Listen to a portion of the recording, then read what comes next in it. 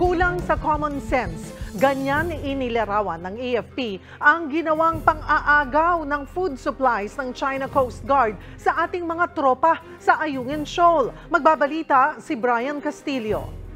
Nako! Wala. Lapitan nyo kagad yung lapitan nyo kagad. Kinuha nila para drop. Kuha ang video na ito noong May 19 matapos ang airdrop mission ng militar para sa supply ng mga sundalong nakatalaga sa BRP Sierra Madre sa Ayungin Shoal. Pero dalawang rigid hull inflatable boats o RIB ng China Coast Guard ang nakikipag-agawan sa supply at nakipagpatintero sa mas maliit na rubber boats ng Pilipinas. Babagay lata. Untik na. Babagayin. Hilahin nyo yung parachute. Hilahin, dalhin sa pamura. Lalong tumindi ang sigawan nang may tinangkanang kunin ng mga Chinese. Dahil sa tumitinding garian, sinabihan na ang mga sundalo na pumosisyon at maging alerto. Huwag nyo ipakuha. Yung mga baril natin, standby dyan sa gun-top. Meron pa kayong baril, sir? Mga baril natin dyan, standby nyo dyan.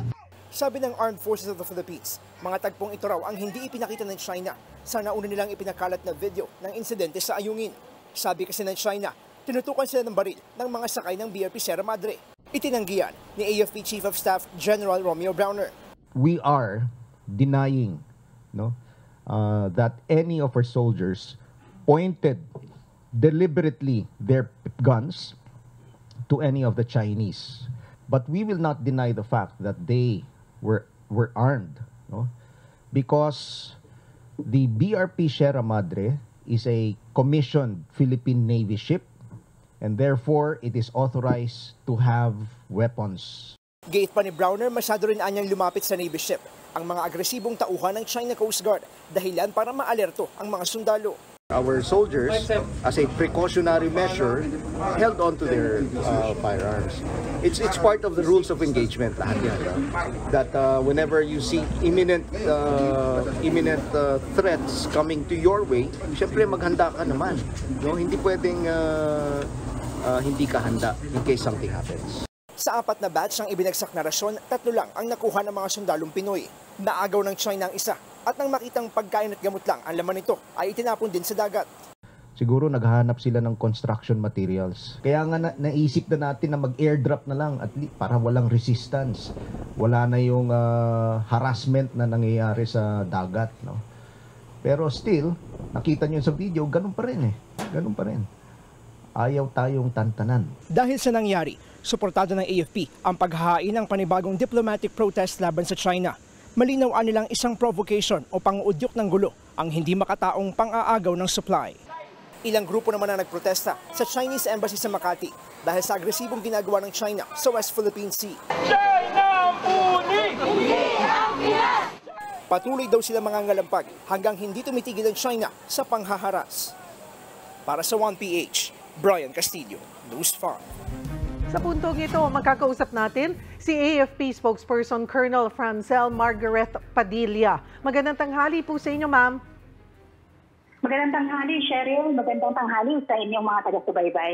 Ma'am, may tuturing po ba natin na pinaka-agresibo na itong May 19 incident kung saan inagaw at tinapon ng China Coast Guard yung supplies ng mga sundalong Pinoy? Cheryl, from the to begin with, let us first put in context yung pinaka-background nito. Let us not shift focus to minutiae details. Unang-una po sa lahat, let us not be dissuaded on the real issue here, which is China's illegal presence in the West Philippine Sea. To begin with, they have no business being in Ayungin Shoal. They have no business being there in our exclusive economic zone. So ito pong ginawa nila is part of their illegal, coercive, aggressive, and deceptive activities, And they are the ones causing provocation and heightening the tensions in the West Philippine Sea. So sila po talaga ang nagdi-disrupt ng peace dito sa Indo-Pacific region. Ano po yung mga supplies na nasayang dahil po sa ginawang ito ng China? Ang nasabi na nga po dito, ang ating resupply mission, we shifted it to airdrop operations to maintain the peace po ng how we do these RORE missions. But as we shifted, they too shifted po with their levels of bullying such that even yung food provisions po that are allotted for our troops nung nakita naman po nila, nung nabuksan nila, nung nakuha nila yung isang package, talaga naman pong pagkain lamang ang laman nito. And yun nga, no, it's very glaring that they even have to throw this to the water. Bago po itong video ng pang-aagaw ng supplies ng China Coast Guard, ano raw po yung senaryo? May naging komunikasyon ba yung mga tauhan po ng CCG? Ito kasi ma'am, no, we conducted a legitimate humanitarian RORE mission. So we did it through airdrop, no, and these are 4 sorties, ma'am.